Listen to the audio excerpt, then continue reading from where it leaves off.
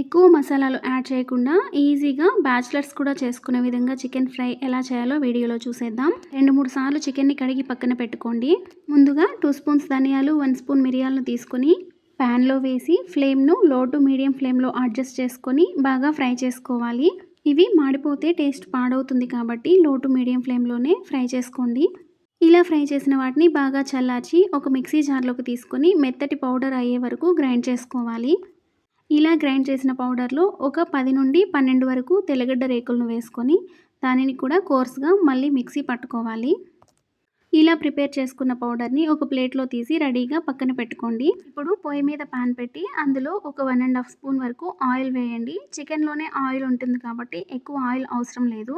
Oil heat అయ్యాక cut చేసిన ఎర్రగడ్డలు వేసి బాగా ఫ్రై చేసుకోవాలి.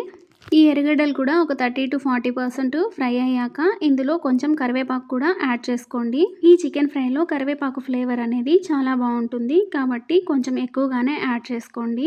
ఇలా యాడ్ చేసి కాస్త ఫ్రై చేసిన తర్వాత ముందుగా కడిగి పక్కన పెట్టుకున్న చికెన్ని యాడ్ చేసుకోవాలి.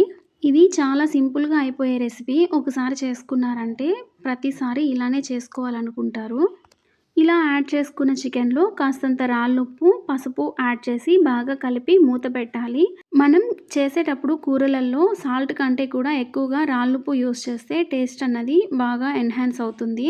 మూత పెట్టిన చికెన్ని మధ్య మధ్యలో కదుపుతూ ఇలా వాటర్ అంతా చికెన్లోంచి ఊరే వరకు బాగా కలుపుకొని ఆ వాటర్లోనే చికెన్ని బాగా ఉడికించాలి.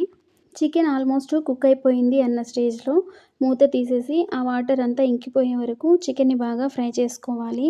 ఇదే స్టేజ్లో కర్రీ కావాలంటే వాటర్ అలానే ఉండించి అన్ని మసాలాలు యాడ్ చేసుకోవచ్చు. లేదా ఫ్రైగా కావాలంటే వాటర్ అంతా ఎగిరిపోయే వరకు వెయిట్ చేయాలి.